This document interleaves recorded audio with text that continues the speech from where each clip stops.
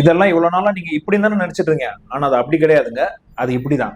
Hello all, this is doctor Jeeva, உங்க ENT surgeon. எப்படி நம்ம தங்க புஷ்பத்தை நம்ம விவேக் மிஸ்ஜட்ஜ் பண்ணாரோ, there are few strange facts in ENT that has been misjudged by the people. First one, நம்ம நிறைய பேர் மூக்க தூக்கி கண்ணாடியில நிறைய பேர் பார்ப்போம், நமக்கு மூக்கு நார்மலா இருக்கா அப்படின்னு ஒரு கியூரியாசிட்டியில பார்ப்போம். பட் பார்க்கும்போது ரெண்டு மூக்களையும் பார்த்தா உருண்டையா ஒரு சின்ன சதை மாதிரி இருக்கும். பட் அதை நிறைய பேர் பாலிப்பு நினைச்சுக்கிறாங்க, புதுசா ஏதோ சதை வளர்ந்துருக்காங்க. பட் நாட் அட் ஆல்ங்க. அது டர்பினேட் சொல்லக்கூடிய மூக்குக்குள்ள உள்ள நார்மலான ஒரு எலும்பு தான். செகண்ட், நிறைய பேர் அதே மாதிரியா மூக்க பாக்குற மாதிரியும் வாயை திறந்துட்டு நாக்க வெளியே நீட்டி பார்க்கும்போது சின்னதா ஒரு போன் growth மாதிரி தெரியும். அது போன் growth கிடையாதுங்க, அது எபிகிளாட்டிஸ் சொல்லக்கூடிய நார்மல் கார்டிலேஜ் தான். சோ அந்த கார்டிலேஜ் தான் உங்களோட ஃபுட் பேசேஜையும் உங்களோட ஏர்வேயுமே ப்ரொடெக்ட் பண்றது. சின்ன குழந்தைகளுக்கு நிறைய பேருக்கு பாத்தீங்கன்னா ரெண்டு காதுக்கு முன்னாடியுமே பார்த்தா சின்னதா ஒரு ஹோல்ஸ் மாதிரி இருக்கும். அது நிறைய பேர் எப்படி தப்பா நினைச்சுக்கிட்டாங்களா, that is a sign of luck நினைச்சுக்கிறாங்க. இல்லைன்னா அவங்களோட கேரட் வந்து ரொம்ப ஸ்டபனா இருக்கும், இல்லைன்னா பூர்வ ஜென்மத்துல வந்து நீ ஏதோ ஒரு அனிமலா இருந்திருக்கா அதோட அறிகுறி தான் அந்த பிட்ஸுமே. பட் அப்படி கிடையவே கிடையாதுங்க.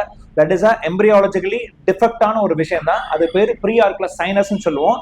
அது ரிப்பீட்டட் இன்ஃபெக்ஷன் ஆகும்போது சம்டைம்ஸ் அது வந்து சல மாதிரி ஓடியும். பட் அதுக்கு நிரந்தர தீர்வு பார்த்தோன்னா complete excision of the sinus tract. நிறைய பேர் இந்த இயர் வாஷ் பண்றதுனால இயர் ஹெல்த்தியா இருக்குன்னு நினைச்சிருக்காங்க. பட் அது கிடையவே கிடையாது. நீங்க எவ்வளவு தண்ணியை உள்ளக்குள்ள புஷ் பண்றீங்களோ உங்க வேக்ஸ் இருக செய்யும். அதே மாதிரி முன்னாடி உள்ள வேக்ஸ் எல்லாமே பார்த்தோன்னா உங்க இயர் ட்ரம் கிட்ட போய் ஒட்டிக்கிட்டு உங்களுக்கு பெயின் கொடுக்க ஆரம்பிச்சிடும். அதனால எப்பவுமே இயர் வாஷிங் பண்ணவே பண்ணாதீங்க. நம்பர் 5, நிறைய பேர் இந்த டான்சில் சர்ஜரி எதுக்கு பண்ணுன்னு தெரியாம பண்றாங்க. சில பேர் என்ன நினைச்சிட்டு இருக்காங்க, டான்சில் வந்து யூஸ்லெஸ் டிஷ்யூ, அது வந்து பை பர்த்டே பார்த்தா தேவையில்லாம அது வளர்ந்துருக்கும் அப்படின்னு நினைக்கிறேன். பட் கிடையவே கிடையாதுங்க.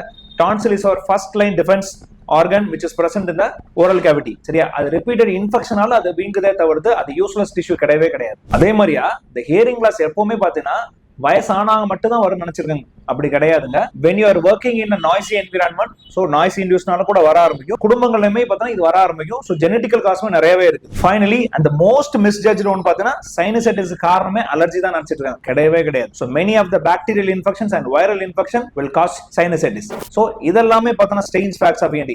நான் சொன்ன 6 பாயிண்ட்ஸுமே நீங்களும் மிஸ்ஜட்ஜ் பண்ணீங்கன்னா எனக்கு DM பண்ணி உங்க டவுட்ஸை கிளாரிஃபை பண்ணிக்கோங்க. so இந்த மாதிரியா மிஸ்ஜட்ஜ் பண்ணி பேனிக் ஆகி ட்ரீட்மெண்ட் பண்ணாம இருக்க உங்க ஃப்ரெண்ட்ஸ் அண்ட் ஃபேமிலி மெம்பர்ஸ்க்கு இந்த வீடியோ மறக்காம ஷேர் பண்ணுங்க. தேங்க்யூ.